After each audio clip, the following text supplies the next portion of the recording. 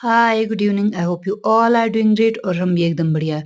तो आज मैं जा रही हूँ चाची के साथ गाय को लेने, जो हमने जंगल में भेजी होती है सुबह और शाम को उसको लेने जाते हैं।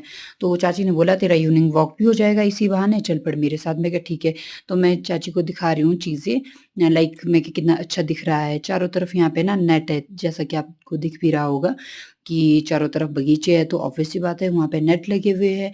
तो सफ़ेदी ही सफ़ेदी दिख रही है चारों तरफ, बहुत अच्छा नज़ारा है यहाँ पे। क्योंकि ये टूरिस्ट प्लेस है तो यहाँ पे मतलब लोग भी बहुत ज़्यादा आते हैं, टूरिस्ट ज़्यादा आते हैं।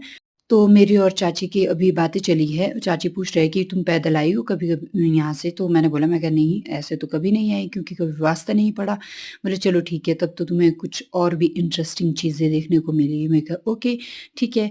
तो मैं थोड़ी-सी क्यूरियस तो हूँ कि क्या-क्या चीज़ें चाची दिखाएँगे।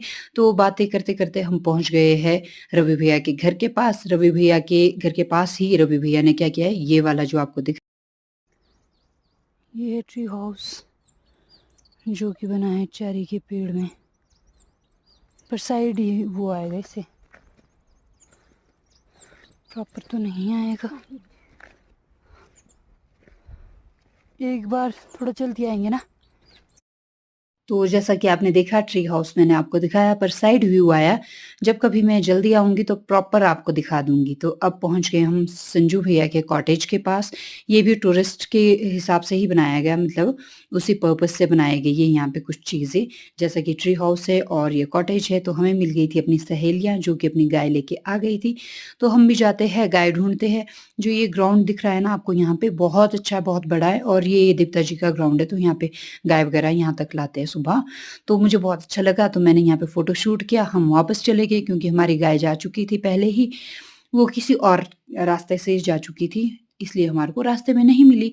तो हम जब वापस जा रहे होते हैं तो हम गए इस ऊपर वाली सड़क से जो कि विनू भैया के घर के लिए जाती है।